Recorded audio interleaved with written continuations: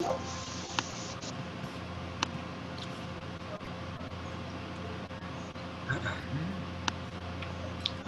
bit of background noise coming from somewhere. Okay, folks, so I'm going to mute everybody. As soon as I do that, Doug, you'll need to unmute yourself, and then we're ready to go. Here we go.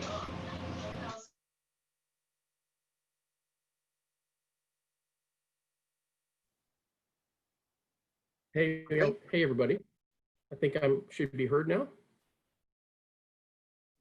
You're absolutely fine. You're ready to go. Okay, good.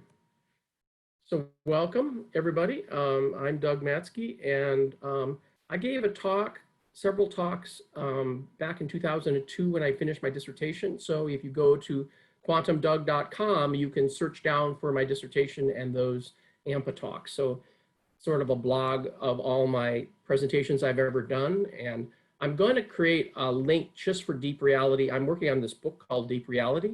It should be out in the next couple months. I've been working on it for 5 years. And so this is all tying all this stuff together, and it took me 400 pages to talk about it. So okay. So who am I? My moniker is Quantum Doug. I go by that name. And that's why it's quantumdoug.com. I've been programming for over 50 years.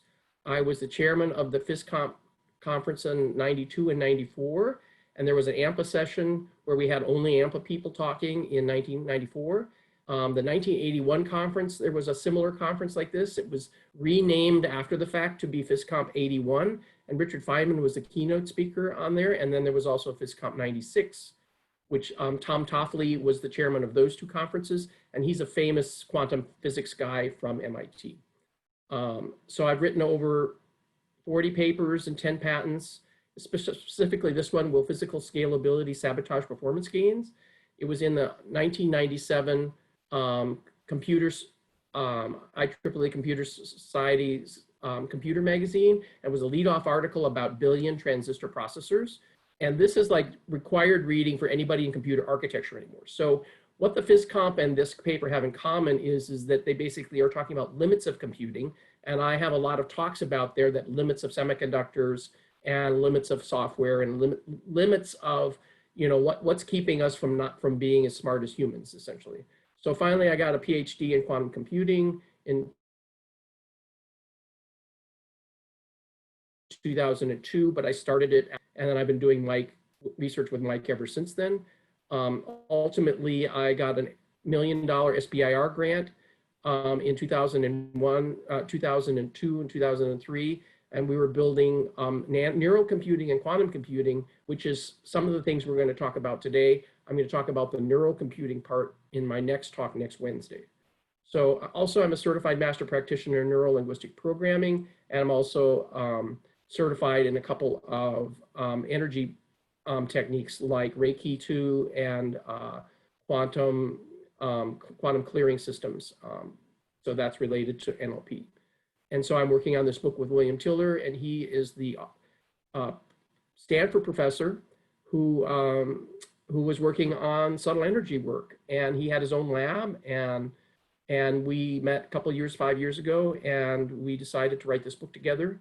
And he contributed a lot. I mean, I'm sort of the main author of the book, but he ended up contributing a lot of his previous work and some chapters that he wrote for. And it's like a conversation between Bill and I, where we're going back and forth in a conversational style. So that's how the book is. So the result of all of this is quantum physics is more fundamental than classical physics, and can be derived purely from bits by using geometric algebra. That's my premise here. And it's built on this quantum computing that I did in geometric algebra.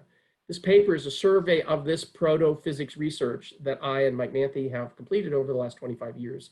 And this work is the math and physics supporting what we call source science, which is the model for the upcoming book, the science model for the upcoming book, Deep Reality, okay? So what are these source science foundations? Well, it's it from bit. You know, this is, you know, several people, Wheeler in particular, that little emblem up in the upper right-hand corner is essentially representing a black hole. And the surface area of a black hole, its smallest change to the black hole you can do is a bit. And so that's Planck's area. And so it from bit came from John Wheeler, And he was talking about black holes. And that's also the entropy. But Richard Feynman says the world is not classical, damn it, it's quantum mechanical. So let's take him, these are two famous people, and these are really important things to talk about. But there's other people also, that information is not just mathematical, it's physical. Ralph Landauer showed that if you erase information, you essentially got to account for that energy. And he originally proposed this in the early 60s at IBM, but then it was finally measured in 2014. It matched his perspective. So bits are physical, according to Landauer, and so they have an effective energy by this formula for Landauer's principle, which means with energy equivalent to mass in E equals mc squared, they have an equivalent mass too. So now all of a sudden you realize that kind of information and energy and mass are all related. And once you start realizing this, you realize that you can take bits. This is what we're going to talk about today. You can show how bits can create qubits, and those qubits can create Ebits. And so this is a very real and essential novel behavior that regular classical computing and classical world dynamics does not have qubits and Ebits. And qubits in particular have a thing called superposition, and Ebits is a thing called entanglement. And you can't simulate those in a classical system. In other words, they're novel to quantum behavior. So that's where these hyperdimensional nature is showing up as qubits and Ebits. So one bit is a one-dimensional thing, and we use it to make those. And then you can see there's a superposition entanglement.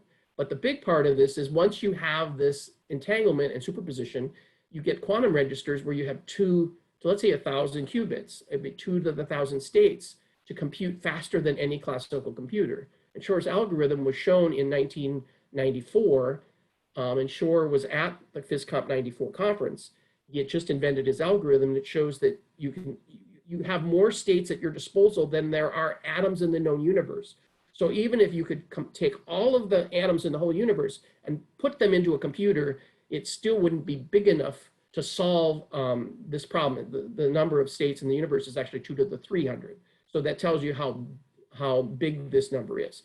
The thing is that these are orthogonal states. So how can you have 2 to the 1,000th orthogonal states and have it be in a three-dimensional universe? This is a key point that we want to talk about.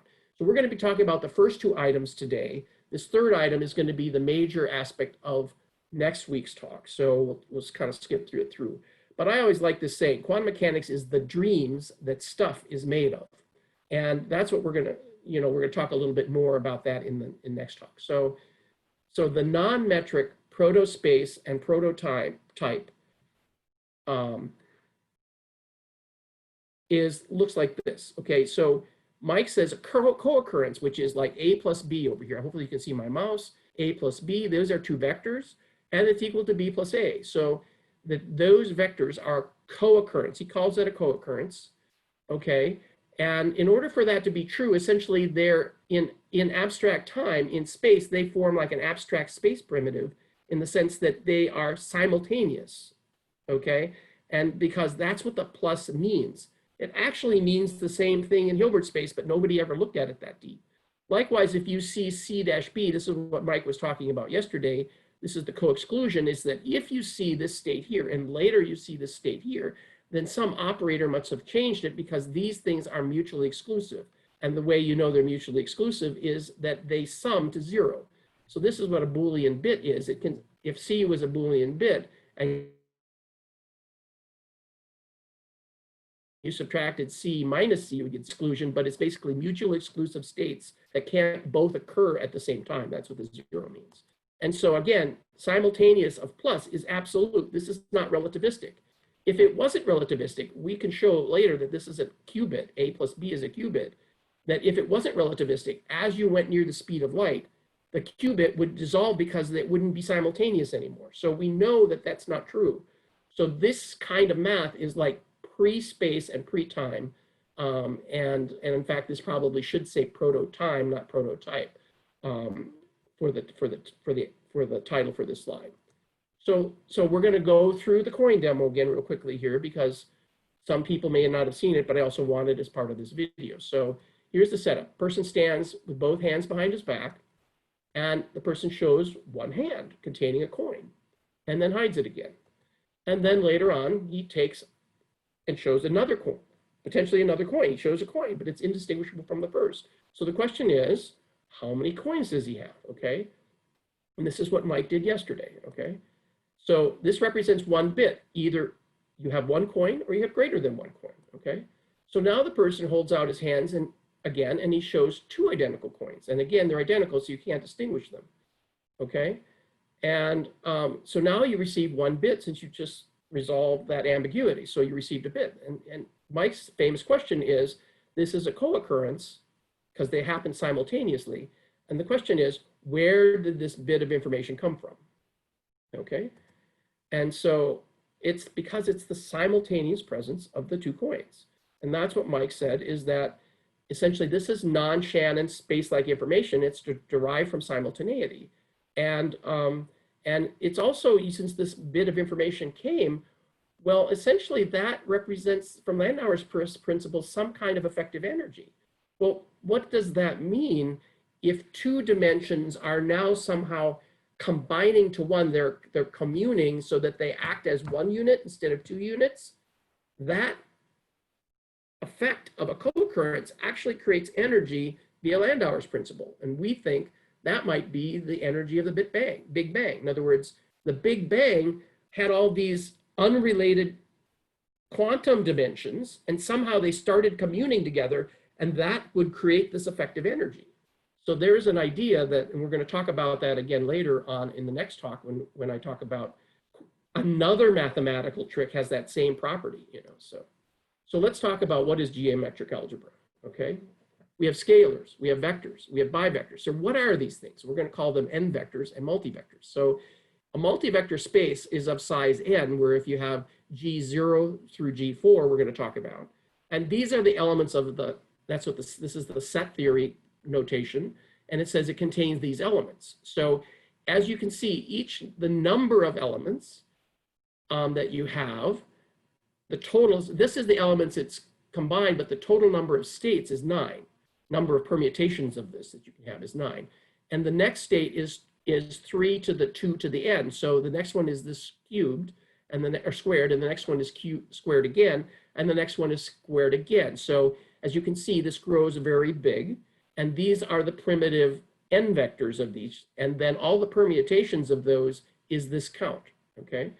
So if you think of A is here and B is here, you can think of A and B as this bivector, a plane, you can think of as a spinner. And so this is my abstract notation for it, but this is what it really is. It's a plane that's formed by A and B, okay? And if you look at this from the operators, we have plus in geometric algebra, an outer product, an inner product, okay? And we do this over what Mike calls Z3, which is plus and minus 1 as a coefficient, and 0, which does not exist, okay? This is an anti-commuting algebra. The geometric product is officially A times B, but it's equal to the inner product plus the outer product. And this is why it works, is because it has both of these terms in there. And if you're using things that are completely orthogonal, then one of these terms disappears. And that's what happens a lot of time in what we're doing. And if you do things that are collinear, then the outer product term disappears. So here, it's an important thing. If you take A times B, it's equal to minus B times A. It's anti-commutative. We know that from the orientation of this plane is using the right-hand rule, okay? So if you take it's a geometric product, but if you multiply it, you see you get the outer product, and the outer product is literally, essentially inner product downgrades a grade, and outer product upgrades a grade for things that are orthogonal. So if you have A and B and they're orthogonal, then if you square it, you get, I remove the outer product symbol here, but it's A, outer product B, outer product A, outer product B. If you simplify this using these formulas up here and you change the order for this anti-commutative, you end up with this as minus 1. So any bivector is the square root of minus 1, which is the spinner I. So what's interesting about this is this I now, there's a separate I for each pair of vectors, which is called the spinner. So here we have started out with a purely, what looks like a binary representation. It doesn't have complex numbers at all, and complex numbers emerge from this but it's more specific than the spinors that we saw from complex numbers, because this is a unique complex number for each pair of bivectors. So it's very discriminatory, okay? So now you can see that you can have co-occurrence, that's a co-occurrence using plus, co-exclusion is this that we showed in the earlier one, and this implies AB, and Mike talked about this yesterday. Why does the co-exclusion imply AB? And I'll show you in a minute here, is because you can take these expressions and you can turn them into what's called a row vector, and we're going to talk about that in a minute. So here's an example of using my tool, okay? And so I'm going to step you through it. This is all just slides. So if you take A plus B, A plus A, you get minus A. And that's because essentially this is mod 3 arithmetic. So if you take 1 and you add plus 1 again, you go around the circle this way. And if you go minus 1, you go around the circle the other way. And so it's mod 2 arithmetic, but it's renormalized. So this is minus 2 is minus 1. So if you take B times A, and I put everything, I sort all my bivectors to be lexicographically sorted. So if you put in something B times A, the normal sorted order for that is A times B, and you can see that this is actually in Python, and this symbol here is an operator using in Python. And so it takes this expression, solves it, and returns the result. And then the result is printed in a way that it looks the same way as you entered it. So this is a way that it's an interactive symbolic math package that does everything you want it to do in 1,500 lines, okay? But the other thing you can do is you can take this 1 plus A times 1 plus B times 1 plus C, and just as you'd expect, you get all the permutations of those. And in fact, this is the smallest vector containing all algebraic terms, and you could generate all of those quickly like this. And this, we're going to show you in a minute, that we're going to see that the state space defined by that is one row in a table, and I'll show you that in a minute. So you can now take, since we had A, B, and C here before, now we're going to define a vector called A0, who it's just a notation, a naming convention. We're going to, again, it's just like A, but I call it A0 and A1, and I can define a variable called A, it's the sum of A0 and A1. Likewise, I can define a vector, a variable called S sub A, and it's the bivector of A0 and A1, and we call that the spinor, okay? And so if you take SA times SA, then you get minus 1. So this is the spin, that's the proof of that. Also, if you take A, which is the qubit, times SA, now you get the superposed state of the qubit, okay? And if you take A times B, you get a quantum register, and you can see this looks exactly like the form it is in Hilbert space, except it's using geometric algebra. So I'm going to give you a preview of these GA states. If you take something like a bivector AB and you look at the truth table, think of this just like a truth table like you do with Boolean algebra, right? And if you take that Boolean algebra, you can see that if A is minus and B is minus, then you can do this math. It's just literally doing addition and multiplication on plus and minus 1. And you can get that minus and minus is plus. And likewise, these are all the same. This is multiplication essentially on this.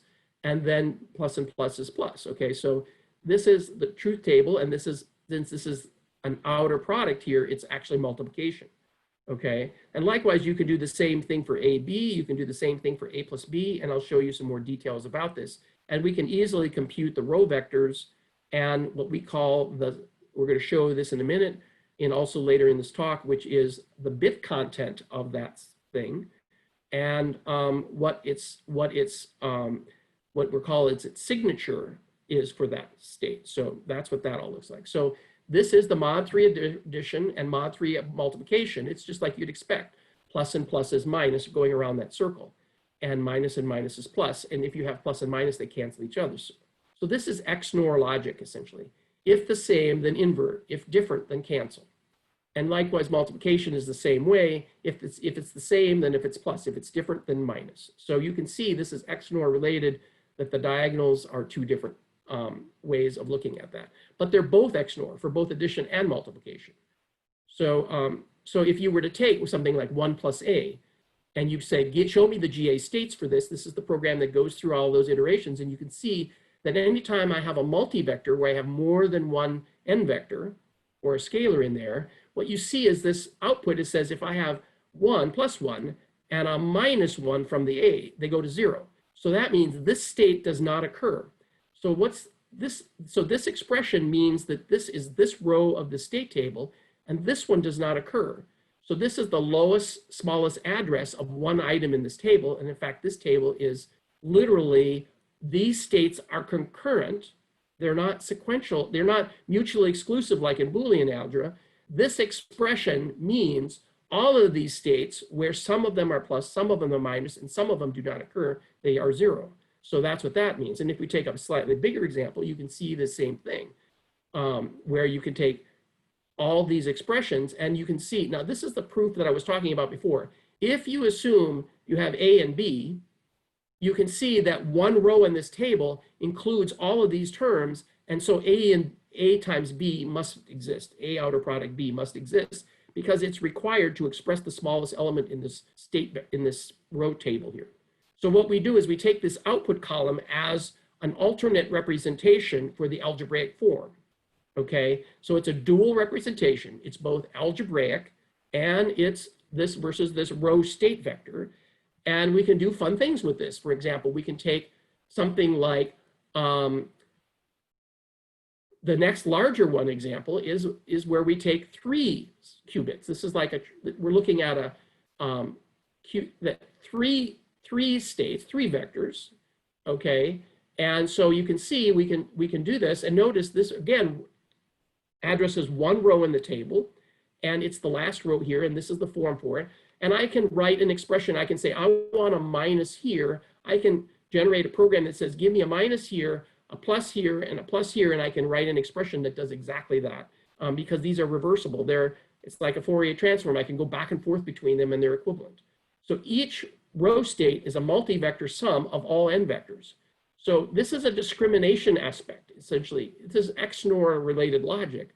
And any time you have XNOR related logic, to express the smallest element in like a Carnot map or a truth table, to access one row, you have to use every term to express it because otherwise they kind of cancel each other out. If this was an AND gate or a NAND gate, you would only need one gate to do this with 3 inputs. But I have to have all these expressions because it's XNOR related logic rather than NAND logic or NOR logic, okay? So this, if you know anything about Boolean algebra, I'm trying to reframe what you already know about Boolean algebra to put it in geometric algebra. And the thing is, only this state is the only active row in this state. All of these others never would occur in this state, no matter, that those values make, if they were to show up, it would not occur and you would not have an output for this, okay? So this is where the null comes in.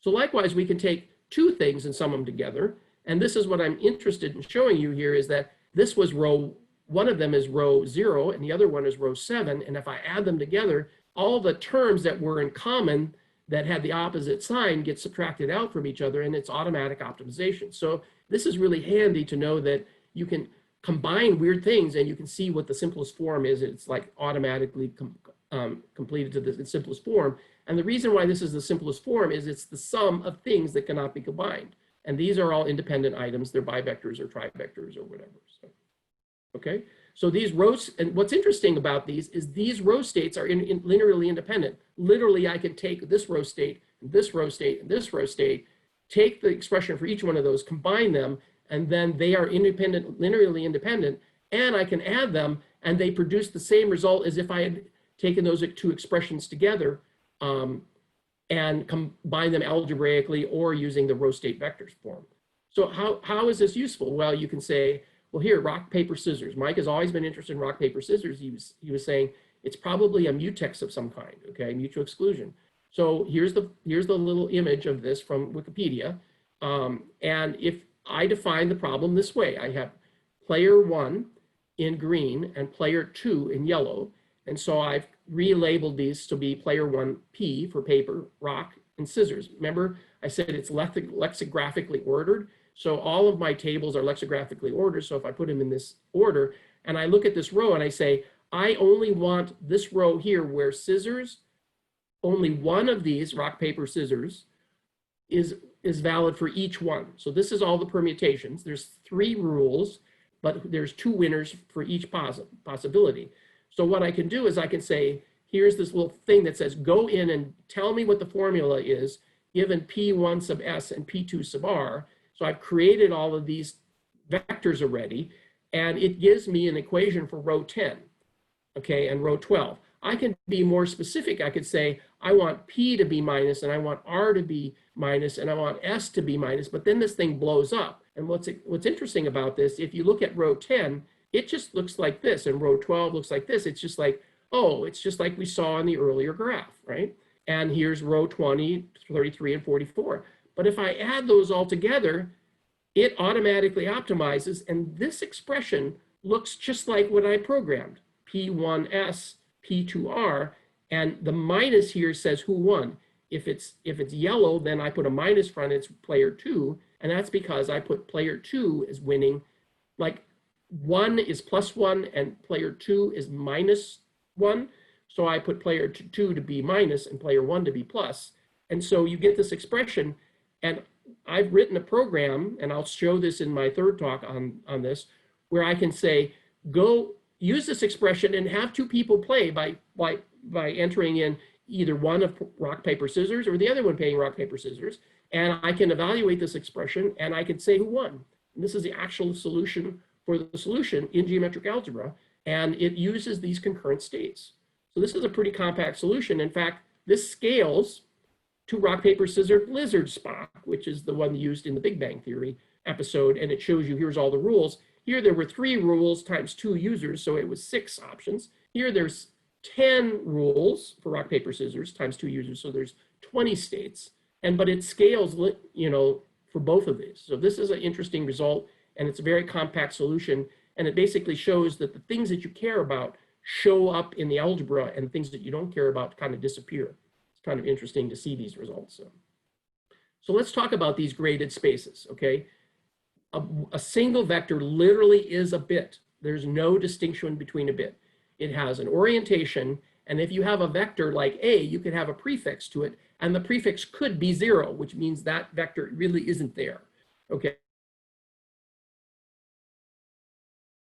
Okay, so, but think of it as three states are normal. What does that mean? They're all unit length, and they're all orthogonal to each other. So if I have 1,000 bits, this is different than 1,000 bits. This is 1,000 geometric algebra bits. And so they're actually 1,000 dimensional space. And as you know anything about dimensional space, you can't embed a higher number of dimensions in a lower number of dimensions. You just can't. This is if you have a 4-dimensional hypercube, the best you can do in 3 dimensions is show the shadow of it. You can't actually represent it correctly. So these are the big vectors, I call them, and I call those proto-dimensions. So far, we've done nothing here except show that there's a vector here, and there's a 0, which is the nothing that the space is in, and then you can add a vector to the space. And to me, it's kind of like a distinction. It might not be exactly like a distinction, but it is in the sense that it's a bit. It actually is a bit, and so it's like a distinction, and you can say what its orientation is, plus or minus, okay? And what's interesting is if you sum these 2 states, they cancel. So the plus and the minus of this vector, if you add them together, they go to 0, which means cannot occur. This means they're mutually exclusive. This is the definition of mutual exclusion. So if I take the sum of 2 of these, so it's A plus B, then again, just like Mike said yesterday, it implies that A and B must be there, okay? And because the row states require this element to be created. And this is a 90-degree thing, and this is spin 1/2 of quantum computing. In fact, we say in Hilbert space, it looks exactly the same thing. You have a coefficient, you have a column vector, 2 column vectors, and they're orthogonal. So it looks exactly like this. The only difference is in Hilbert spaces, these things are complex numbers. So, but you can't have a complex number here and a complex number here and have 4 different values, because as soon as you pick any 3, the 4th one is picked because C0 squared plus C1 squared is equal to 1. So that's called a unitarity constraint. So even though it looks like you have 4 elements for the complex numbers for Hilbert space, essentially you only have a 3-dimensional space, and that's kind of a weird aspect of Hilbert spaces.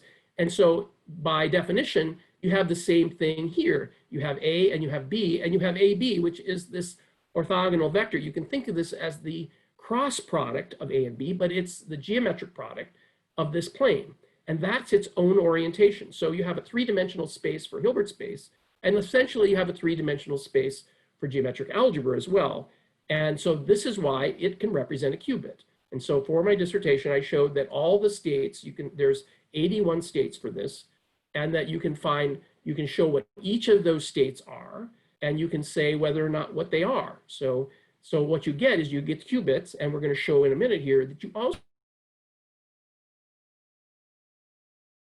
get things that have particle-like things, and bosons, which are nilpotent kinds of things. So we're going to show about that in a minute, but it gives you some indication of why some of these things are hard to understand in physics, because they're probably two-dimensional, okay? So finally you get to a Q-trit, which is the sum of three of these dimensions. It looks like this, okay? The sum of those three dimensions, it turns out, is just a volume. And the quaternions are equivalent to a volume, where the X dimension is equivalent to the plane, the orthogonal dimension that comes out of the plane YZ, which is a right-hand rule. So that's J in the quaternions. So X and J are equivalent, knowing that it's topologically, they both represent a vector in the X direction. So you can see that you can take any sub three vectors, and if I multiply A and B and C times A, B, C, I get the quaternions. So these are just a rotation of each other, and one is a vector representation and one is a bivector representation, but they're equivalent. They represent a 3D space, okay? Likewise, we're going to show you where quarks come from. This is the stuff that Mike did 10 years ago, and then we collaborated and figured out some things about essentially how to put the standard model, how to build the standard model out of bits. We figured out how to do qubits, well, and ebits, it turns out, but what about the rest of the standard model? So we're going to review that today as well. So all these, the operators, I was going to show you the operators, but the qubit and Q-trit operators are online in my dissertation. This is a Q-trit here, and in my PhD dissertation, so you can just go and find those on quantumdoug.com. Okay, so now we're going to go to the four-dimensional ebits, and so we're going to take two qubits, A and B, and we're going to define, each of them has two dimensions, and we're going to define their two spinors to be just the bivector for each one of those, okay?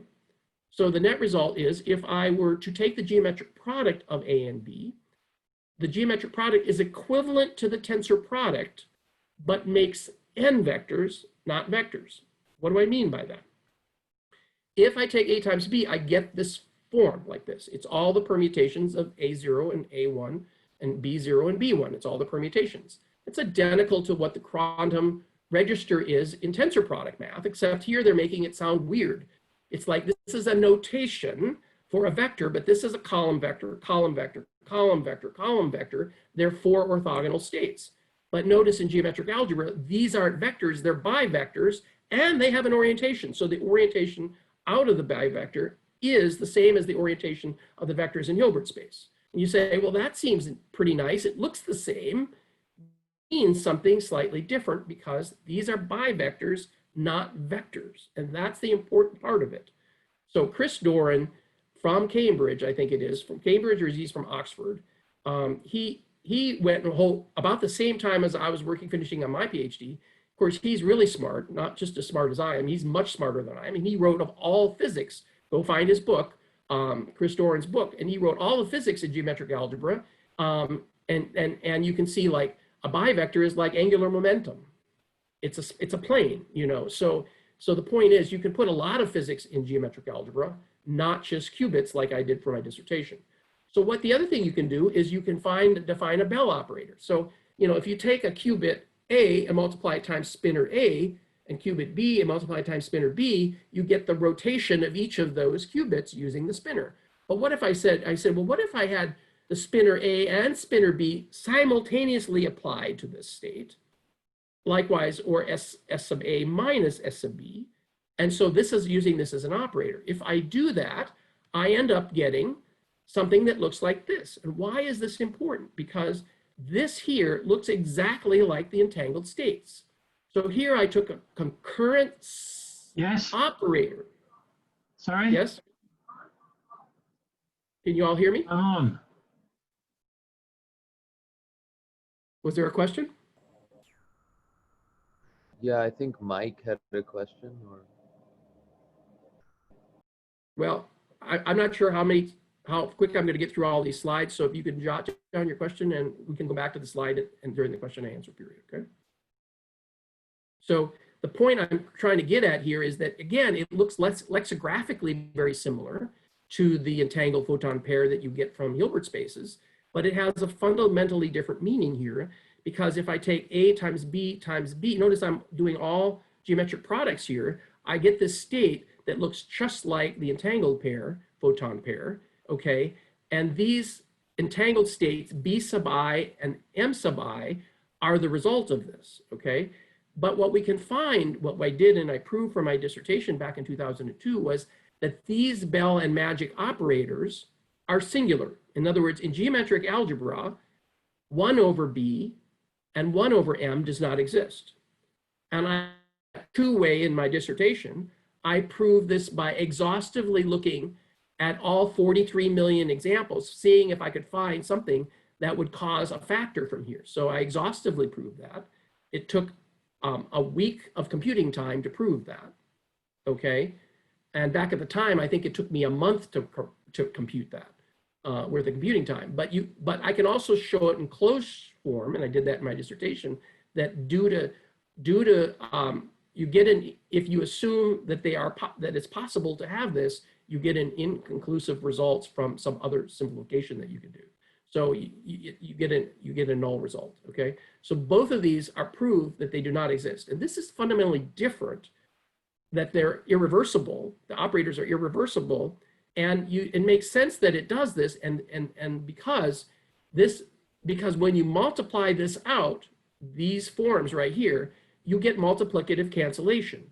And the reason you get multiplicative cancellation, and it's right in the beginning of Chris Doran's book too on this, and Hestenes's book on this, who is another geometric algebra person, the multiplicative cancellation only occurs when you have other than vectors. You have to have bivectors and things like that to get this to cancel. But anytime you have a state that disappears, its coefficient goes to 0, that amounts to information erasure. So here we all of a sudden now we look at these states as fundamentally completely different than the states in Hilbert spaces, because in Hilbert spaces, you think of this as being the Bell operator as being reversible. And it does look like it's reversible in Hilbert space. But in geometric algebra, it's not. And that was a big question after my dissertation is, well, what does this mean? We think we know what this means now. It means that it's related to Landauer's principle. And these Bell states are really quite stable if nothing interacts with them. And that's important as we look at like protophysics perspective and the beginning of the universe. Okay, so let's go into more detail about this. So we take the Bell state, the Bell operator, this is them, and again, I'm showing you what the Bell and magic operators look like states. These are the states, not the operators in Hilbert space. And you remember, this is a 4-dimensional quantum register. So I'm reminding you, this is 4-dimensional. This is what a 4D tesseract is called. It's a 4-dimensional hypercube. And as you rotate it, you can see that you can look at it at different perspectives, and you can see you can't embed a 4-dimensional hypercube in 3 dimensions without having this anisotropic behavior. If this was a true hypercube, all the lengths would be identically the same length, but you can't draw that in 3 dimensions. This is like a shadow or a stretched version of it in 3 dimensions. And that's why you can't embed higher dimensional items in lower dimensions. So with that said, the Bell operator, if we start with some state and multiply times the Bell operator, you end up getting this state, which turns out the Bell state 0. So here's the evolution as you apply. And if you take each Bell state and multiply it times the Bell operator again, you evolve around this circle. And this circle looks exactly like, think of it, a higher dimensional version of the Hadamard gate. And a Hadamard gate is the thing that rotates around the 4 corners of a qubit. So essentially, this is a higher dimensional version of a qubit. The Bell states represent a higher dimensional version of a qubit embedded in 4 dimensions. with this as the operator, which is equivalent to the Hadamard gate. So, and we reminded you that you can't factor this, and because they're irreversible, you can't find that. But the reason why this all works, if you take two qubits, I'm giving you the state A sub 0 and B sub 0, which is two specific states. And if I was to say, look at that expression, you can refactor those and say the two things with the underline here are what's called B3 up here, okay? And the other two form M3. Well, once you realize that any quantum register, that's a sum of bivectors, is the sum of a Bell state and a magic state, and you realize that these Bell and magic operators are out of phase, right? They're complex conjugates of each other, if you want to think about it that way. So if you have a Bell times a magic operator, either one of those multiplied, they cancel each other out, they go to 0. Likewise, a Bell operator times a magic state also gives 0, or a magic operator times a Bell state also cancels, or if a Bell and magic operator are multiplied together, they also give 0. And we can confirm using my geometric algebra tool. This is fundamental. This is why we get the cancellation and why we get the information erasure, because a quantum register really is the sum of two Bell and magic states, okay? And so this also works for higher dimensions. I also did this in my dissertation, where you can do not only S sub A plus or minus S sub B, but you can also do plus or minus S sub C. The only difference is the number of states you get back to 0, to unity, is a higher, it's a power, it's 2 to the Q number of rotations instead of just always 2, okay? So what does all this mean, okay? And this is the thing that Mike and I started working on 10 years ago, and Mike says, I think this is I think this thing here is the, and we're going to see this in a minute, is the Higgs boson, okay? But before we get to that, he says, well, here's the quaternions. He says, this looks like a quaternion, but I'm going to morph its name and call it a quaternion. And it turns out it looks just like the quaternions we talked about earlier, but it's an entangled equivalent of it, an isomorph of it. And I'm going to say that the T sub I, T sub J, and T sub K is like a higher dimensional version of the quaternion. Instead of only one bivector, you have two bivectors summoned added together. Likewise, the Bell, the second set of this is the T prime. So there's two sets of them, and they're out of phase with each other, okay? And they anticommute because they're all, this is all even grade stuff. Then they anticommute the same way that quaternions anticommute. The sums also anticommute, and likewise, they all square to what's called, we call this invariant. Why do we call this a sparse invariant? Because it looks like -1. Why do we think it looks like -1? Because, oh, and by the way, this thing here squared is equal to this +1 version of this, and this is an idempotent. If you square this, you get itself. And you say, well, Doug, why are you calling this a sparse? And it's like a diagonal across the matrix. You can think of this row vector like a diagonal across the matrix. But essentially what it says is, look here. If I take this state, which is this result up here, and I say, go and put it and give me the row vectors for it, as you can see, half of the states are 0, which means they do not occur, and the other half of the states are -1. That's why I'm saying it's a sparse invariant. It looks like a sparse version of -1 because half the states are symmetrically not there. So I've embedded the -1 in a higher dimensional space, and those other states don't exist. See, here the advantage of this representation is these states are all simultaneously concurring from that expression. These are not mutually exclusive states, these are concurrent. And likewise, I can take -1 plus this, and I get this. This is the sparse invariant of +1. And so you can get all the versions of this, and if you take the B squared, which gives a sparse invariant, and magic squared, it gives you +1. These are out of phase, and if you add those together, you actually get -1. And likewise, if you take them both to the 4th power, you get +1. So this result here is really pretty, but you can only see what really means out of all of this if you look at the row vector, the row states, and realize that those states are actually minus and +1 in there, okay? By the way, if you had actual +1, this -1 is all of these states are -1. And likewise, if you had +1, all of these would be +1, okay? So you can put this in the standard format that you would do is if you, this table up here, taking all of the permutations of it, and this is exactly the equivalent of the quaternion table. okay? And so here's the summary is, if I have T sub I to be the magic state, and T sub I and K are these, notice that some of these are just inverses of each other, then we can get this table. This is the primary Tauchornians and the secondary Tauchornians, okay? And they're out of phase with each other. And these are the same as the Bell and magic states in Hilbert spaces. These are identical to those as we saw on the previous slide. But the difference here is, what we're going to do is realize that we're going to use this T sub I, even though it's an operator, we're using it like a state up here. Okay, and so what we've done is we just crossed the divide between states versus operators, which is an important thing that what you guys do is says, I need to have a von Neumann architecture where I can have states and programs to be in the same space.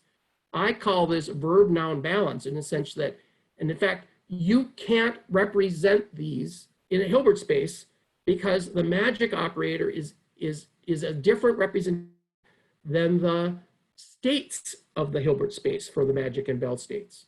So why this is important is I just proved here that this is a higher version of a quaternion, and I'm using an operator as a state. And I'm using the states as operators. Okay? This is an important result here that you guys should be thrilled about to see out of this, okay? So this is how we figured all this out, because Mike says, well, why don't we realize that we can define this thing called the Higgs, which is literally the sum of three variations of J, I, T sub I, T sub J, and T sub K, where it's a sum of three Tauchornians, okay? And you go, well, that sounds interesting. Well, it's important because if you do this, you can find all the permutations of I, J, and K where H squared is equal to 0. In other words, it's a boson. So what Mike proposed originally was that this sum, which is Tauchornians, is a boson, and he proposed it's the Higgs boson because it's the complete even subalgebra of G sub 4. Okay, and it turns out that there are so many variations of this, and I have programs that tell you what all the variations are, and I'll show that in the geometric algebra session. But you can also refactor this stuff. You can factor it. So since, remember, all factorizations are valid of this T sub I, T sub J, and T sub K. So this is a time-like mass acting on space. This here, we're going to show in a minute here, this is the quaternion. And this thing here we consider the mass primitive. So here we have the Higgs boson talking about mass and space, which is pretty much what the Higgs boson does. But you can also think of it as light and space, because if you factor it a different way, you get this light, this is a qtrit, which is a photon. So it's like d times a photon and space as well. Also, each H is its own antiparticle when you're using a minus sign in front of it. So, so there's one other variation of the Higgs where you get the normal Higgs where x squared is equal to 0, and there's 16 occurrences of that. And it's interesting that if you take x equal to h, it's a Higgs, then you find that this is true because they're all even subalgebra, that you can multiply either front or back by ABCD, which is the pseudo-scalar for a four-dimensional space, but it's equivalent to plus and minus 1 of x. So it's like this is stable in the sense that it interacts with itself and it reproduces itself. Even though it's a boson, it produces a copy of itself that's been flipped. Okay? But the other thing is the other cases where x does not equal to 0, it turns out it's either equal to plus or minus a, b, c, d. And under here, you only have the rule that x times abc is equal to abc times x. And there are there's 48 occurrences of that total. And let me go back one here. So, and here's the signatures for them. So we show the signatures and we show the counts. And we can show all this in the geometric algebra tool. We can prove this stuff. So it looks like this is a high-level math course, but actually these are proofs that came out of programs that we ran. Okay.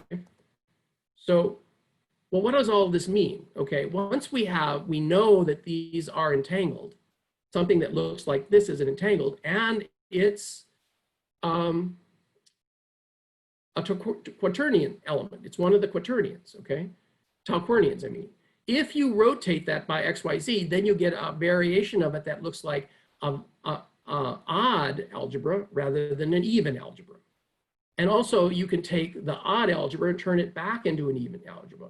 So you get something that has the form of two bivectors. You can turn it into a vector and a trivector.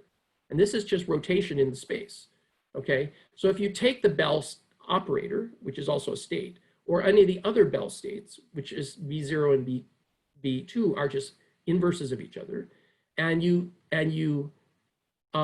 rotate it, you end up with things that look like this, okay? And the same thing with the magic states. So now we can show that these results here are also zero. Their square is zero, okay? And these, we would call these dark bosons. And the reason why because it's there, first of all, they're inseparable. You can't factor this just like you can't factor the Bell states. And the reason is because it's a rotation of a Bell state. So even anything that looks like this form where it has all the terms, but you can't factor it anymore, it's inseparable, okay? And we know from physics that there's dark energy, dark matter, and regular atoms, okay? And we know that quarks have this form from our geometric algebra tool because we can look at them. You have W plus XY. So the reason we call this a dark boson or a dark quark is because it has the same form, but it's a higher dimensional version. It has a form of W plus or minus XYZ, okay? Why is this important? Because now you can take, in the same way that you take three quarks and sum them together to get a proton, you can also take four of these dark quarks and sum them together, and you get dark matter. So we believe dark matter is literally a higher dimensional version of a proton, but it's using odd algebra in the same way that we use odd and even algebra in the quark version. It has a 1 vector and a 2 vector, okay? Here it has a 1 vector and a 3 vector. So D is the largest subalgebra, odd subalgebra of G4, and you always get these kinds of rotations where you get this kind of result back, okay? So the elements of D squared form 4 subsets, or 3, depending on how you count them. It has the things that we call the quaternion subset, where if you square them, you get the space. Essentially, you get the quaternion again. And there's 128 of those altogether, okay? You also get them where they're not only the individual quaternion dark quarks square is 0, but if you sum them and you square that, you can also get a 0 from that. That's a boson, and there's a count of 32 of those.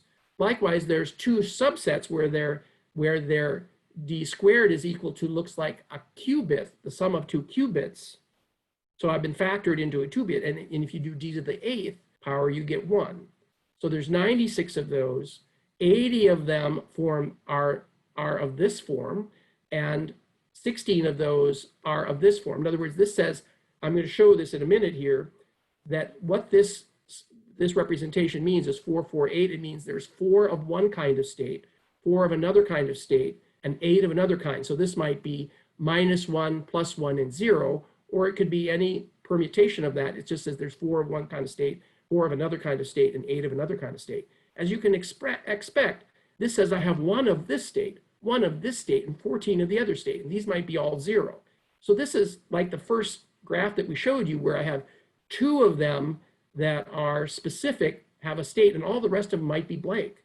This is highly unusual. It represents, it's highly unusual, and doesn't occur very often. So its bit count, it's very high bit count, so it's very low entropy. It's highly unlikely this will occur. Where these other ones are very low entropy and they will occur quite readily. So we'll talk about that in a minute. So what do we mean when we say entanglement in space-like states? So we're talking about entanglement. We know entanglement falls into the light cone outside this light cone. If you take a light cone and you have a world line that goes through this midpoint here, most particles and photons are either going to be, the photons are going to be on the light cone, or all other particles that have mass are going to be inside the light cone. And the only thing that's outside the light cone are things that are space-like, things that cannot be reached by the speed of light. Okay, and so this is important because anytime we do this qubit states, we're saying it's the sum of two things. By definition, we're saying this is an ideal concurrency. It's not embedded in space and time yet. And so it represents a space-like addition. And we know that these Bell operators, we know they are space-like because of the Bell property. The Bell property says if I measure one Bell state, the other Bell state is automatically either the same or opposite, depending on how they were prepared. And that travels what looks like faster than the speed of light. It's instantaneous. This is called the Bell theorem, okay?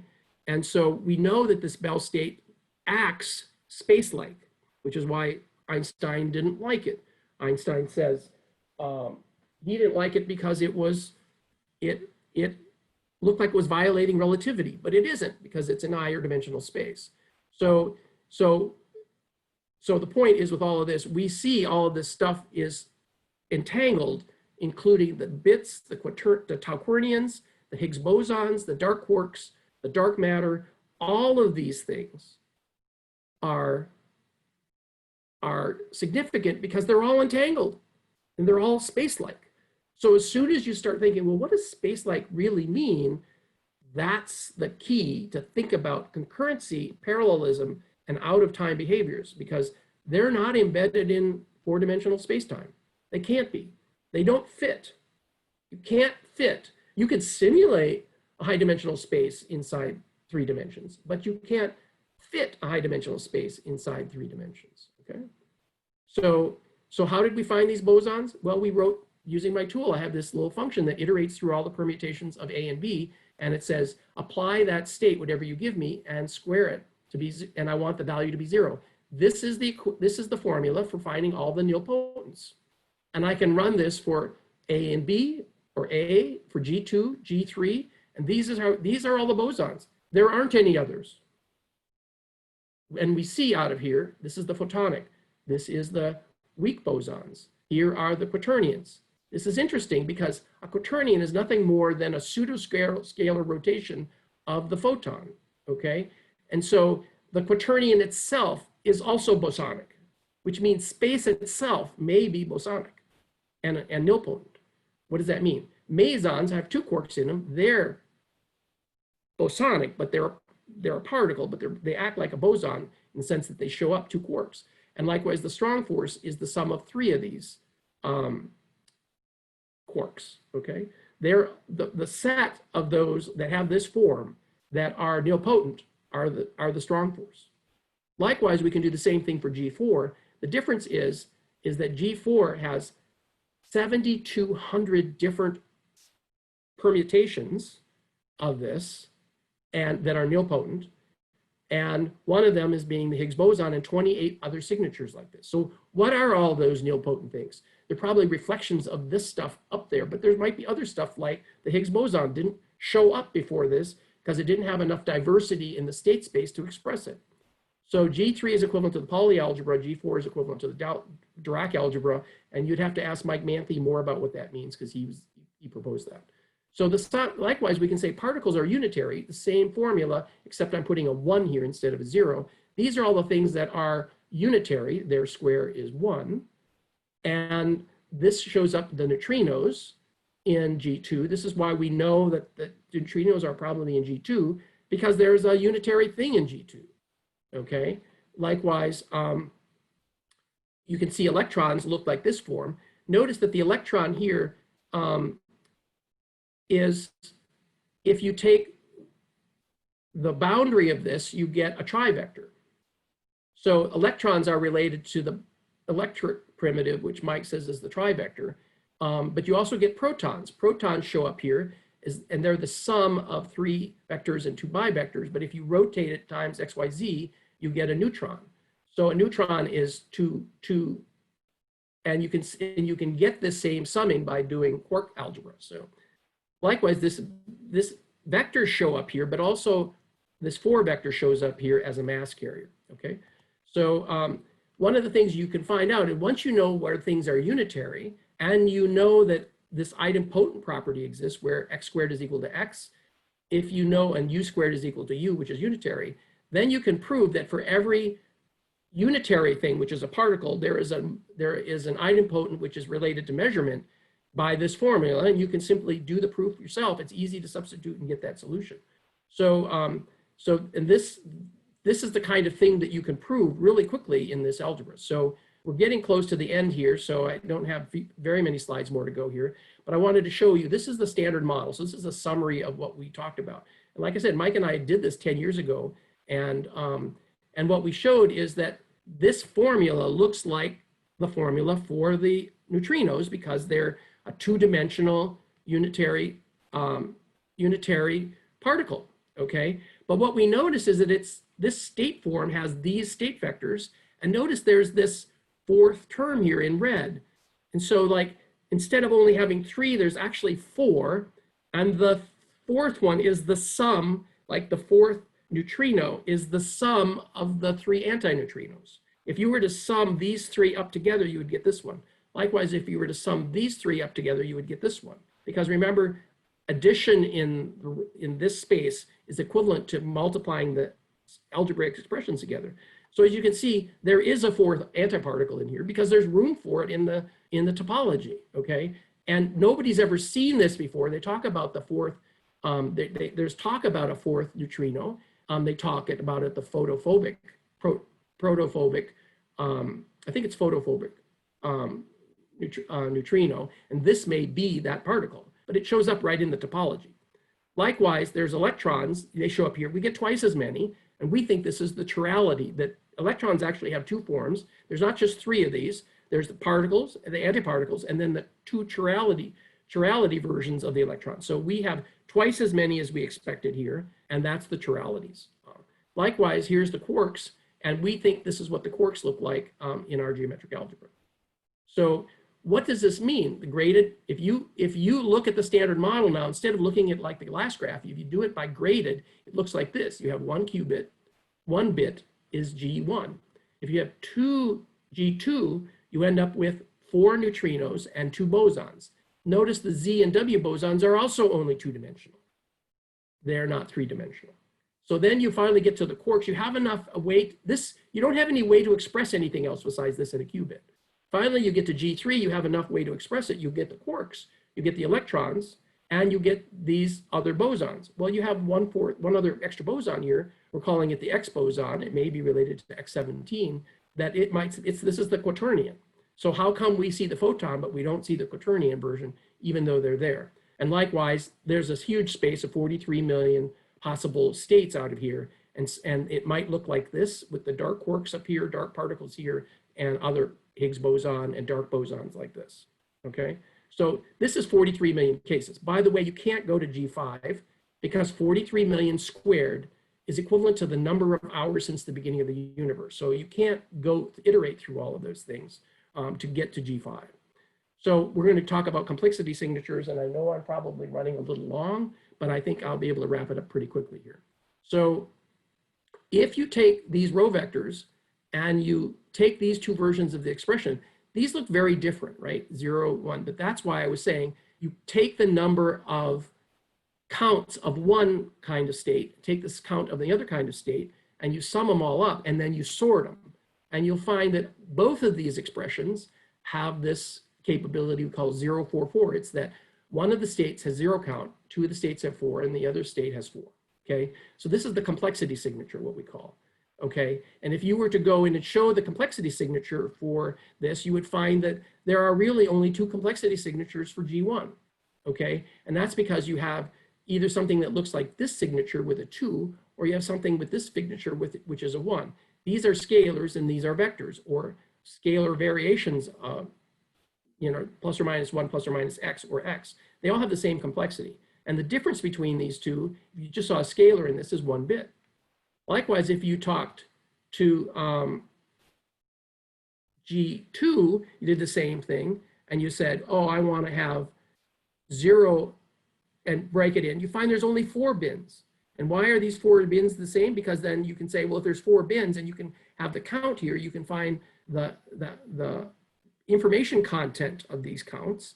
And then we can say that this is the information count divided by 81, and you find that this is the case. And in fact, these are the singletons, either X or XY.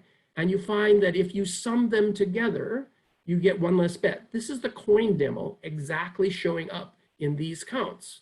Okay, so we're going to add the structural complexity. This 0, 3, 2, and 1, we've added the structural complexity to support larger spaces. And so this is important because now we can start putting things in the same bin and asking them, well, how often does it occur by chance in that state space? So for n is equal to 3, you can find that the smallest information count, there's 1,344 possible cases out of 6,500 states. These are corner states, by the way. Then you find that that represents 2.29 bits of information. It's highly likely, and so it has a very low information content. But yet these individual row vectors are highly unlikely, and so they have a high bit information content.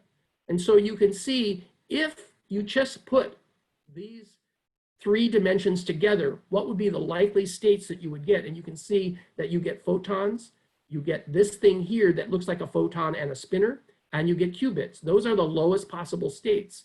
There's additional 5 other signatures in here that I'm not showing.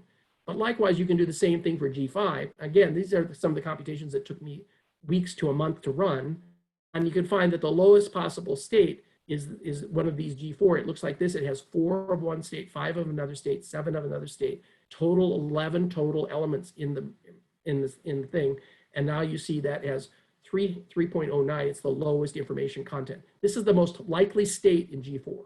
And you can see likewise that you can see other things. So this is the summary. I'm not going to go through this very much, but basically you can look at all the particles and find out what's the low entropy and high entropy states. And you can say, well, what's most likely? And you can do that for G2, G3, and G4. And we did it for G4 as well. And you can see that dark matter and dark energy have some of the lowest probabilities. And so they would naturally occur in this, okay? So this is the second last slide from the end. Geometric algebra summation is true concurrency. It's non-relativistic. This is an important result of this. And it means the same in Hilbert space, but nobody ever thought to think that was important, what addition was interpreted as, okay? Neutrinos and Z and W bosons are probably 2D because they show up in a 2D space. And nobody ever thought to think about that. These things are hard, neutrinos are hard to detect. Why is that? It's because they're 2-dimensional. That makes perfect sense. The 4th neutrino probably exists because there's room in the space for it. And it's the sum. You could probably build an experiment to test this. Even though neutrinos are hard to predict, hard to measure, you could probably detect that by translation. There is a nilpotent quaternion. It's probably this X17 boson, but why haven't we seen this before? We should be able to see this. The Bell and magic operators are irreversible. Entanglement is space-like. Quaternions, all these are quaternion stuff. We talked about this. And if we had a 5D model that looks like a 2-dimensional, two vector and a 3 vector, you can model as you rotate it through by the pseudoscalar of a 5D pseudoscalar, you can see the electromagnetic proposition switching between magnetic and electric, magnetic and electrical. So you can model this kind of stuff in 5D. So here's the summary. Combinatorial hierarchy distinction is bits without embedding in 3D. Hyperdimensional states are more powerful than holographic models. And the reason is holographic models assumes you can compress the space. You can't. You can't compress this space. It's an infinite dimensional space. And you can't compress it because otherwise you lose its anisotropic behavior. You have to have its isotropic behavior. You can't have anisotropic behavior. So geometric algebra is really useful for looking at all this. And it's beyond Boolean algebra because it has the 3rd state. It has the null in it. And this true simultaneously is space-like and it's not relativistic. And we get the non-Shannon information, which might be the energy of the bit dimension. Also, we have particle and antiparticle are co-exclusion. So if you have a particle plus an antiparticle, it cancels and they get 0. Well, where did this energy go? Well, this might be the energy of the particle-antiparticle collisions, okay? You have a graded version of the standard model. And this entanglement pervades everything. I have another whole talk I gave out there, and I'm going to put a list of talks together that are related to this book. And I'll send you a link by the next talk that that shows you all these papers that I've already done over the years that talks about all these things in isolation. And the significance of space-like states is that they are a result of this pervasive entanglement. So space-like states is important, and that will be important in our next talk as well. So wholeness is due to this concurrent state-like states and entanglement, okay? And so that's the end of the talk. I'm going to stop my sharing now. Thank you, Doug. Well, that's a wonderfully rich and detailed overview. And I think what's great about the talks this week is that I think they're all going to sort of overlap. And certainly, obviously, what you've talked about is related to what Mike talked about yesterday, but I think also what Joseph is going to talk about tomorrow as well. So do we have any questions? We must have some questions. Lou? Is your system organized in such a way that you get the particle interactions in the standard model out of it? You get the standard particle identification out of it. Right. I want to know about the particle interactions, like proton decays into, you know. We haven't done very much of that yet because we've been working on the entanglement side of things.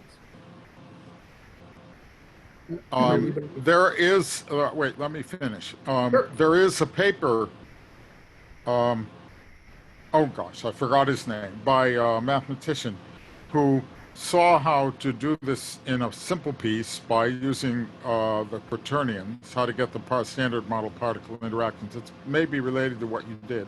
Oh, and nice. Also, Peter's system gets the particle interactions in, of course, what amount to Clifford algebras. So it's very likely that you can tune what you did to get the particle interactions, and then it would be really convincing as far as building standard model. Yeah, I work full time, so this is my hobby.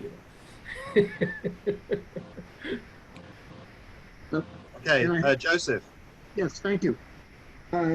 Yes, extremely interesting and very much new for me. A real task will be to find the overlap with what I'm going to be talking about. One question and anticipation. You didn't use the word that's in the title of your talk today, which is reality. And I wondered why, or whether you'll come to that later, or how we should understand that, so that when I talk about reality, we can make sure that there's a kind of dialogue. Well, yeah, that's a good question, because to me, the quantum is like, in the very beginning, I said, it's not classical, damn it, it's quantum mechanical, right? That's reality. So that's what I'm talking about by reality. This quantum is the base reality of the universe. It is certainly the base, and the discussion that I hope we will have will be around the interface between that and macroscopic reality, and whether there are, in fact, some principles that are common to your universe of discourse and mine, which are very different. And that's what's fascinating for me, is because I think there may be, but I think they haven't been explored, and they certainly have not been codified into, so that I wouldn't know how to use your formalism. You might not be able to use my concept, but let's try. Thank you. Yeah. Great. Okay. Anybody else?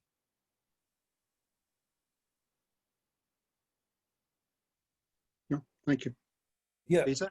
Yeah. Can I go back to this Higgs with 64? And sorry, you got split for 16 and 48. And the 16 are square to 0. Yep. And the 48, I've only come into this late, so I didn't quite get that. So the 48. They square to the 4 vector. Square to 4 vector. Which Mike, ABCD, which Mike believes is the mass primitive. It's like the equivalent of the graviton. Right. It's also the pseudoscalar for G4 space, but it's... Yeah, a pseudo scalar. Yeah, it's the biggest component of the algebra. Yeah, okay. considering what Lou was saying, I'm talking about what I have is a 64-part algebra, geometric algebra, which in which 48 are the fermions and 16 are the elements of space. And so that may somehow match up with what you're doing there. Okay. I mean, we didn't program this. This just, we like discovered it in the space of this algebra. I mean, as soon as you put geometric algebra and non-commutative algebra together, this stuff just falls out of it. You don't have to do anything to it. You just have to write it down. No, the geometric algebra is very powerful. Oh yeah. It's basically nature's algebra. There's no point in denying it. Yeah. And regular Boolean algebra is worthless because you can't distinguish tri-state values. You can't put the 0 in it. So, you know, you can't get the sparse -1 and sparse +1 like you see in the Bell states and stuff like that. So what do you guys think about using operators as states and states as operators? I mean, you guys should be thrilled about that, right? Well, you know, that's essentially what you can do with the nilpotent structure that I have. Yeah, exactly. Yeah, so I'm happy with that. So in the nilpotent stuff that you're doing, nilpotent is really the stuff that we focused on, which are the bosons essentially. But there's also the unitary, which we think are the particles. So have you done something with nilpotent, with unitaries as well? Yeah, well, my fermions have always been nilpotents, and the bosons have been scalars basically, but made up from 2 nilpotents. You combine 2 nilpotents, you get scalar, and different nilpotents, not the same one, 2 different ones. You get a boson, which is a scalar. Like I said, we didn't have to program any of this in. It just automatically happened, and we're just saying, well, we're reporting what we found when we run these equations. So. But I was just interested in that particular connection there, and 1 or 2 others, which may work well. I will try to cherry pick the specific things we talk about, and when I talk about the demo of the geometric algebra tool, so that we can cover those kinds. So, you know, put your questions together, say, and if you want to mail me ahead, can you talk about this, Doug, or this, Doug, you know, when I give that talk in 3 weeks? Sure, I'll have to see the whole talk because I came in late because I had this medical thing to do. That's fine, perfect. Okay, I'll send the video around. So John Torday next, and then Anton. Yeah, I sort of wanted to get between you, Doug, between you and Joe, because my sense of what Mike was talking about yesterday when he showed his schematic, it's virtually the same thing I show for the evolution of physiology. I have concluded that we make a systematic error in assuming that we begin as matter. I think we begin as energy. We've got the whole thing backwards. And so, to paraphrase Feynman, it's energy, damn it. So once you understand that it's energy, you can see the interface between quantum mechanics and biology. Well, that's a good point. And I can see why most classical perspective people, and especially physiology, people that are more tied in with the 3D world think that way. But really, if you look at Landauer's principle, you realize information is more primitive than any of those things. And that's why this approach by looking as a vector as a bit is so fundamental, because it says, look, it from bit, this is Wheeler's perspective, and it comes right out of the black hole mechanics. You know, the small, if you look at what is discrete in the universe, you say charges, you know, you can get discrete things. Photons are discrete, you know, countable, but a bit is also discrete. It's the distinction, and it's the thing that shows up as the smallest change to a black hole. If you look at the black hole, the smallest thing that you can throw into a black hole is a bit, and it increases the surface area. So information is also discrete as a bit. It's not just a metric. It's actually a physical thing from Landauer's principle. And so I would suggest that you put matter and energy as even less fundamental as information is. And ultimately, if you start looking at everything as information, which is what they did with Maxwell's demon. They were trying to solve Maxwell's demon. They realized, oh, Maxwell's demon is totally solved. You just look at the bit rate and Landauer's principle applied to Maxwell's demon, and that shows up the exact same answer that you get. Well, with all due respect, I think information is matter. But I'm saying the way that I got into the voxel of the deconvolution of physiologic evolution, I got all the way back to the unicell. I declared that there were 3 first principles of physiology. There's a negative entropy, that's Schrodinger, chemiosmosis, and homeostasis. But negentropy is the essence of life. and entropy is energy. So I'm saying we've got the whole thing flipped. Well, if you believe, if you take the perspective that entropy is a measure of the complexity of the system, if neg entropy goes down, that means somehow you've injected order into the system. That's what entropy means. It means you're injecting order. Well, that's information. That's remember the states that I just showed you for the Bell states? Those two multivectors disappeared. They were erased. The only way you can put that back in is by adding that information back in there. The way you would do that is you would try to measure it. That would decohere the state, but you could do it some other ways. I'm going to propose next week is that you could use your mind to meditate on an Ebit and change its state. And there's a related technique, a related research that I'll show next week in next week's talk about how your mind can directly impact quantum mechanics. So saying that it's energy when you're dealing with quantum mechanics at the bit level, it doesn't give you the same conclusion. That's what I'm trying to educate you guys on is bits are fundamental to how you look at everything in the universe. And if you haven't gotten there yet, you just need to, I mean, it's hard. I've been studying this stuff for 25 years. It's hard to do that, but you have to get to the point where you say, oh, information is more primitive than anything else.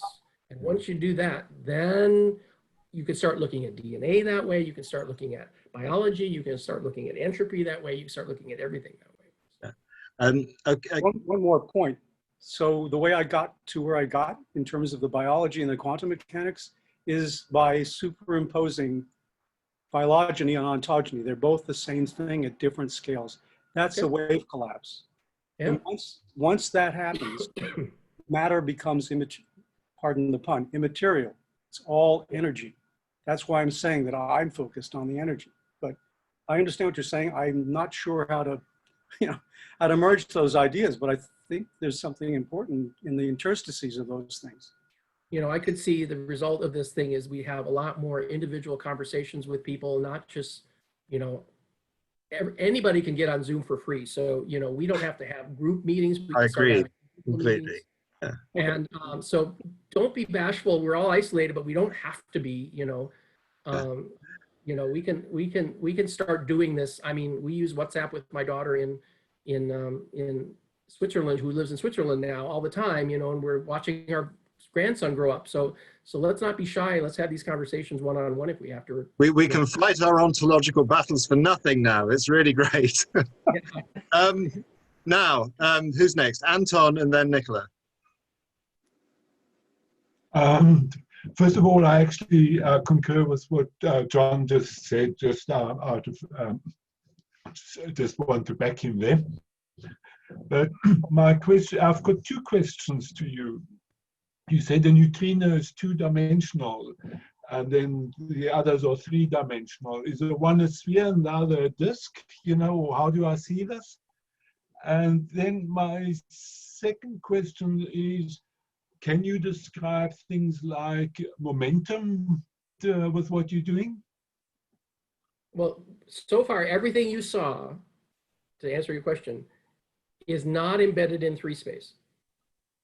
This is all purely looking at the raw dimension topology. Now, if you wanted to go read Chris Doran's book, and if you can't figure out how to get a copy of it, I have a PDF of Chris Doran's book that came out in 2002. He has all of physics rewritten in geometric algebra, so including relativity. So he's much smarter than I am. You don't have to take my word for it. You can go read his book, and I've tried, and it's thick and it's hard, but it's all in geometric. You can put everything in geometric algebra, and including relativity. And I just focused on the piece that was most interesting to me, which is the computational side, qubits, and then entanglement just popped out of it, and so did the standard model stuff pop out of it. So. Thanks. Nicola, you have got a question, but you don't appear to be there, which may be appropriate. I don't know. I mean, it's a mysterious way of asking a question. Yeah. Hey, well, I had to light a tea light. You know how it is. So, well, actually, yeah. I mean, one thing, I'm glad you mentioned this book, because I would yeah, yeah, a PDF of it. Wow, sounds big.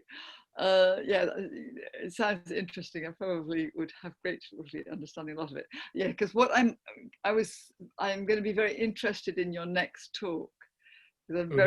Because I'm very interested in the consciousness, the awareness. So you were talking about actually being able to, you know, with one's mind, to actually do some.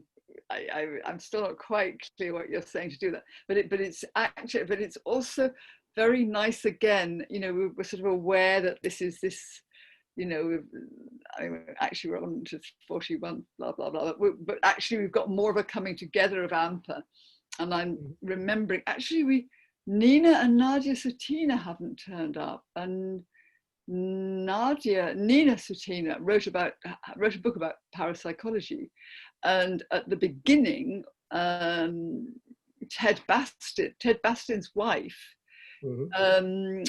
had psychokinetic powers, and he was very interested. That was actually an important element in the initial sort of Anpa mix, really. So I think that maybe what you're bringing is something that might relate to that again.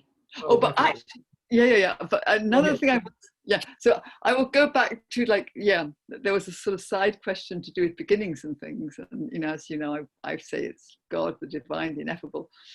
And I go back again to the T.S. Eliot quote, which is, what knowledge have we lost through information? What wisdom have we lost through knowledge? So the wisdom is the beyond, and the information, and maybe you're right, then maybe the information can come out of that, and then maybe the energy and the matter can come out of that. I don't know. That's it. Yeah, so you will see this more in my, but you saw all the emergent behaviors that came out of this entanglement. They look non-local, obviously. The Bell states look like a non-local behavior, which why Einstein hated them. Okay, so, but yet it does. The reason it's non-local, because that's a language mistake, as it turns out. We're trying to view what's four-dimensional as if it's three-dimensional. So we're trying to apply a property of a four-dimensional thing. Go look at Flat World by, you know, Flat World, and you know, there's a video out there by Dr. Quantum, you know, Fred Allen Wolf's our cartoon version of Flat World. Learn about Flat World and then realize, oh, anytime you have a higher dimensional space, you can't represent it in a lower dimensional space without some kind of anisotropic behavior.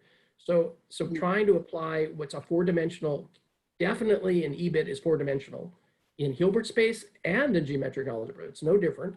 It looks lexicographically the same. It just has a fundamentally different meaning. As soon as you do that, when you realize that Shor's algorithm requires 2 to the 1,000th states that are orthogonal. So as soon as we can get our head around, there's no way that it fits in the physical world, then you open the door which says, okay, well, what if humans tap into that? You know, from a survival perspective, it makes a lot more sense that we would be much smarter if we were quantum computers than classical brains, especially if we were tapping into Shor's algorithm equivalent of computational ability. Okay, so I am going to be talking about that next week, and I'm going to take the approach of it's metaphysical, but I'm saying, well, look, humans have real intelligence. Well, what is the property of real intelligence that's important? And it builds on this talk, and it says, well, hyperdimensional space is there already. We know that. It has all these very powerful things that show up in all the quantum properties that we see in the universe. I mean, you can just go and add all of them up. Bose-Einstein condensate, black holes, all of this stuff. You know, put it all together. You see all the weird quantum stuff that's come. Well, if it's powerful enough to do of all of that, why can't it do some other things that might be representative behaviors that we would call mind? And so that's what I'm going to be talking about next week. So. Thank you. Sounds good. Richard. Yeah, I have 2 questions, and they are at totally different levels. Let me take them one at a time. The first one is you were talking about fractional bits. So you both told us that the bit was the fundamental unit, and then you fractionated it. How did that work? Well, I don't know that I fractionated it. Well, you were talking about 2.17 bits or something.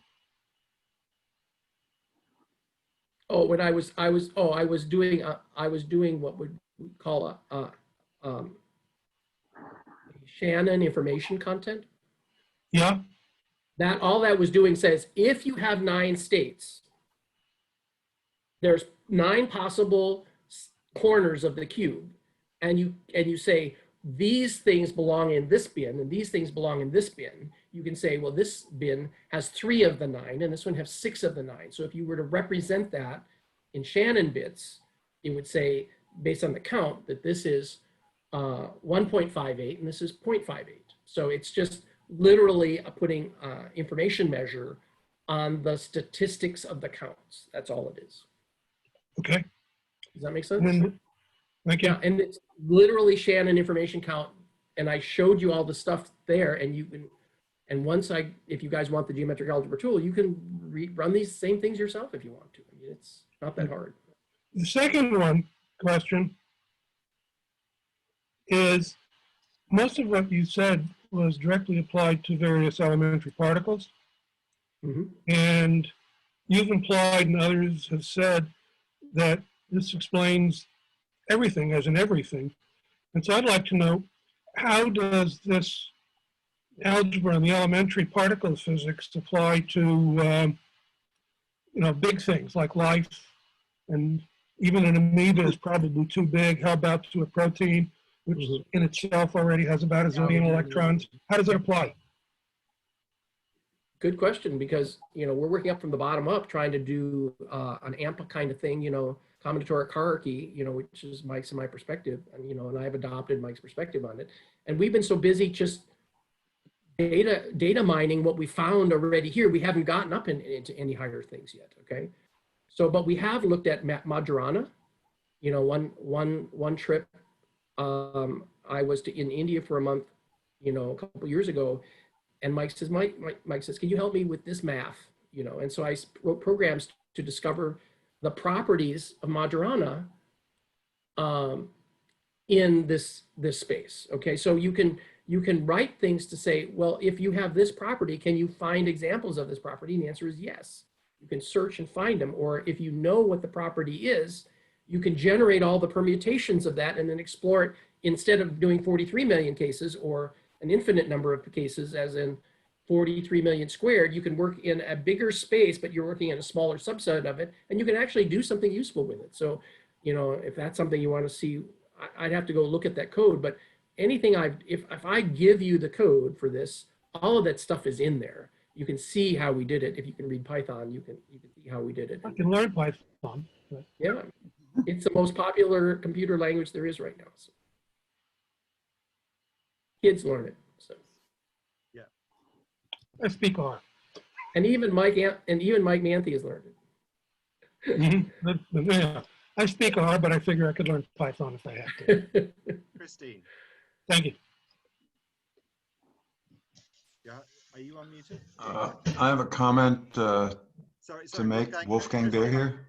Yeah, I see you, Wolfgang. Can Christine talk first? Because I think she was first to put her hand up. Okay. Is it me? Yes, it's fine. Yeah. Okay. But I was really just answering your invitation not to be shy, but I think I've gone shy again now because, but it was, it's interesting that when it's so new to me, and it sort of allows you to see structures and sometimes discrepancies. And the thing I wanted to ask you, whether this is a contradictory statement, you said that erasing information loses energy. And I had just been battling with that other, I'm afraid I've forgotten the speaker's name, who said, what if information loss is not nothing and maybe a source of new energy? And I've been trying to put these two statements together. I'd like you to say whether there is a contradiction there or is just I haven't understood what is meant. Yeah. That makes sense. Yeah, some of the people who work on quantum mechanics says if you think you understand quantum mechanics, you probably don't. And I think the same thing is true for information and entropy, because they all require a level of mathematical skill that a lot of us don't have. I mean, the reason I'm an engineer is because I'm not a mathematician or a physicist, because my math is only so good, okay? But I've gotten to a point where I've personally implemented entire Hilbert space mathematical system for qubits in Python just to learn exactly what the mathematics was. So not only do I have a geometric algebra version of quantum computing, but I also have a Hilbert space version of quantum computing. So when I tell you that I know this stuff deep, it's because I'm an engineer and I really implemented it all, okay? And so my point is that talking about information is still hard because it's abstract, especially when you put quantum mechanics on top of it and probabilities on top of it and the math associated with each of those, which is entropy. But in general, and we'll see this next talk, is that if you realize that the universe is a hyperdimensional space and maybe consciousness is part of that space, then no system is truly isolated. Since it's not truly isolated, if consciousness can interact with it, it can inject energy into it, and that's the source of neg entropy. So neg entropy is related to injecting order into something that has no less order than it was before, okay? And so entropy tends to increase order, but if all of a sudden you can do something that causes it to be more ordered, and you can do that because it doesn't look like a closed system, it looks like an open system to consciousness. And so we're going to talk about that. That's more to do with intention than it is consciousness, attention and intention than consciousness. But once you look at it from a physics, information, and thermodynamic perspective, you start looking at drawing the circle around the wagon that says, oh, this isn't a closed system. And once you know that, you go, this psychic can prove it, and this psychic can prove it, and this person can prove it, and this person can prove it. And these experiments all produce the same result, is that these systems aren't closed. And so therefore you can interact with them and make them more ordered. So, thank you. And I'm just using, just because I'm so obsessed by the virus all the time. Oh yeah. I think that the COVID virus is both life and death. Could you say that in a way, because the entropy is only in a closed system, that I suppose this is very fanciful, but it's almost as if it makes me feel that life and death, well, they are the same in one sense, in that, you know, you draw breath and you're in a sort of decreasing ever since, you know, when you get your degree and it's a straight run to the grave sort of thing. So life and death seems to me to be entropically the same. That's just moonshine, I'm sure. Yeah, I mean, from a biologist and from an entropy perspective, most life is getting more ordered in entropy. That means that's sort of the definition of life, if you want to think of it. Yeah. So it creates more order, local order, by taking it from the bigger environment. And so you still have to get the order from somewhere. I mean, that's how a refrigerator works. That's how computers work. Okay, that's how life works. Yeah, but it increases locally, but not globally. So there's a boundary there, but if you realize it's not a boundary there at all anyhow, it's an open system. To give you an example, a friend of mine, he can remote view, and he was challenged to say, well, this thing is cryptographically secure and nobody can break into it. And he proceeded to remote view right down to the atomic level and read off the pattern off of the chip and tell him what the code was. So if you can do that, it's no system is closed. And so you go, how is that possible to do that? It's because we have outdated models of what entropy is, what thought is, what intention is, what attention is, and how we can pay attention, where we can pay attention to, and when we can pay attention. Yeah. Okay, Wolfgang, and then Richard. Thank you. Yes, I have several comments to make. One is you mentioned quantum computers, and I think I know I've written a paper with Professor Bernreiter in Vienna, and we analyzed a bird brain, very small brain, from the point of view that what functions they have to do. And we came to the conclusion that anything like the neural network a model of the brain would burn up.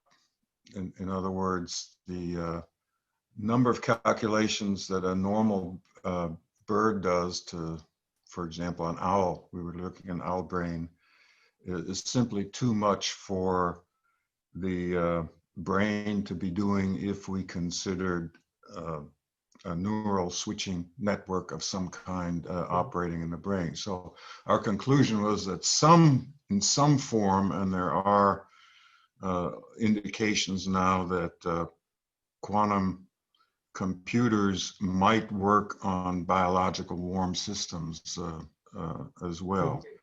But the other, that's just a comment, but the other question I have is, when you put together your algebra, it is not the thing itself. In other words, I'm listening to your talk, and I see A's and B's and combined and so on and so forth. They are not equal to the thing. They are the description possibly of the thing. And I'm wondering, I have great difficulty. Now, I don't know your algebra at this point, so it's probably ignorance, but I have studied Peter's algebra quite a bit. Is there any way that you can, without referencing a large book out there that I can't get a hold of right now, but without referencing, is there any way you can take just some small example, like you mentioned, I think you pointed to one of the vector states is representing an electron. How do I get out of that representation its mass, its charge, its position, anything that physically is part of my knowledge set from this description? Can you give me an example of some kind like that? Because otherwise it's just yeah, I mean, tremendously abstract. The main property we've been focusing in on is nilpotent and idempotent and unitary. And so those properties are easy to compute. Like, for an example, one of the things that the standard model particles says, they have spin. And what does it mean to have a graviton that would be spin zero, for example? They're proposing that if there is a graviton, it's going to be spin zero. Okay. What does that mean? Well, we don't even know how to tell you what the spin is for these representations.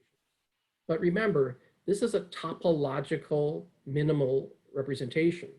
So is it really a trivector? I mean, a Q-trit where it has three vectors summed together? No, it might be a higher dimensional version of the Q-trit in a 5-dimensional space.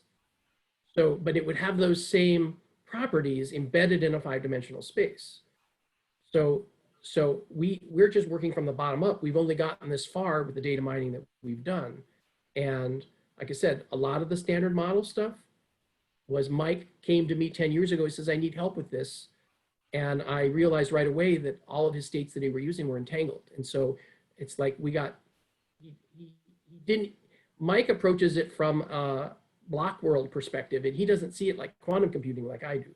So he didn't even know what he had really discovered there. And so he knew it was probably the Higgs, and he was working on the standard model.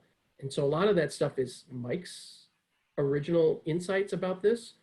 And so I can't even maybe represent his thoughts on that as well as he could. So. Well, thank you, but it doesn't help. Is there a mechanism, to take your symbols and calculate a mass for an electron out of those symbols, or what? How do I do that? That would be an example. Exactly the same kind of question is, can you look at the complexity of this, like we did with the complexity and the number of complexity terms that we had for this, and say, well, if we were to do like Feynman diagrams with this, would it give the same result? And then therefore you could say, well, then this must be equivalent to this much energy. So we could start doing that, but we haven't done that yet. Okay. We have done it where we take an electron and a photon and hit them together and they form a proton.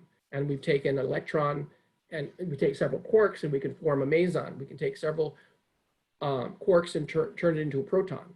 And we can take a proton and turn it into a neutron. So we've done those kinds of No, I'm sorry, but you're not doing that. You are taking the symbolic description of something that you are multiplying two symbolic descriptions and getting another symbol. I'm trying to figure out how you get from that and hopefully.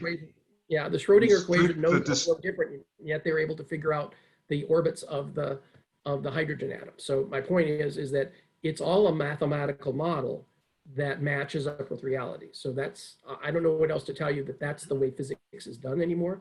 So. All right, thank you. Anyway, it's intriguing. Hopefully I gave you some satisfaction with that last answer. Okay, so we've got Richard, you had another question. If you can keep it brief now, because I think we should stop soon, and then Peter Master, and then we'll stop. The questioning, and particularly Christine's question, reminded me of an Asimov story from a very long time ago, the last question, in which the fundamental of the story is how do you reverse entropy? So I put the link to the story in the chat. Okay. Okay, great, thank you. Peter Master. You'll have to unmute, Peter.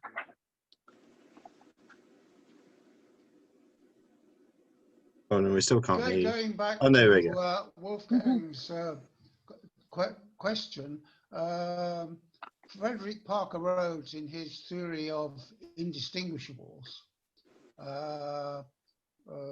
which has the same kind of aspects of things you start off with, essentially symbols, found methods in which calculate some of the fundamental constants of nuclear physics and even masses. Unfortunately, his books is not readily available, but he did have a method of by which he argued how you could do this. I don't know if Peter Rollins could say any more about that. Well, like I said, I'm the student yet. Mike is the master, and so he's been thinking about this twice as long as I have, and maybe he has an answer to some of these questions. So that might be something to pose him in an email for these kinds of questions. Because can you repeat your question, Peter? The last bit. Can you repeat what you wanted me to say something about? No. I just wondered if you, if going back along, well, you probably don't go back quite as far as Parker Rhodes' theory. Well, I've never met him, no. No, you hadn't. I forgot about that. His son. Met Adam. You met Adam. You met Adam. Yes. Yeah. No, but he started out with essentially the same way as Doug did, but he did manage to find ways to actually calculate some of the masses and the fundamental, the electromagnetic constants and things like that. Yeah, all I'd say is Rome wasn't built in a day.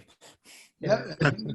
Right, and we don't represent space and time either in our system, so we would have to work on something like you're working on, Peter, where space and time emerges from this, and so we haven't even worked on that part of it yet. We've been just working on the topological identities that come out of structures that have this kind of complexity to them. So.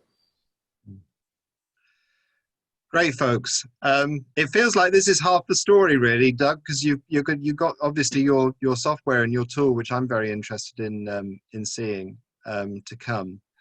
And it's fascinating to see the connections between these talks.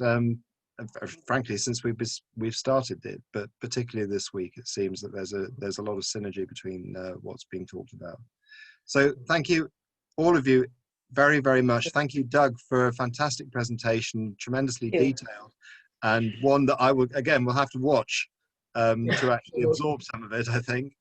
But that's the great thing about all of this, is that we can watch this over and over again if we want to. Yes. So we will see you tomorrow. And Joseph, who I think has left us now, is he here? I'm looking. Yeah, I think he's left us, but he's going. Joseph, I'm very, very pleased that Joseph is here. He's somebody I know through a mailing list called the Foundations of Information Science, which Lou is also often on, and as is John Torday and a few other people. Joseph is going to talk about his logic and reality work, which is really a way of representing or a way of talking about the mathematical work of a mathematician called Stefan Lupasco. And I think this is very closely related to the work on quaternions and everything else that we've heard this week. So I'm very much looking forward to that. Mark? Yes? Could you send a list of all the email addresses of people who are participating? I've had some requests for conversations and so on. I think it would be very helpful to people if we all had the email addresses of each other. Yes, I'll see what I can do in terms of actually working out who's attended. I'll have to dig into the bowels of Zoom to find that, but I think I can probably find it. So yes, I will do that. Thank you. Okay, folks, we'll see you tomorrow. Okay. Okay, bye-bye. Bye. Bye. Bye. Bye. Bye.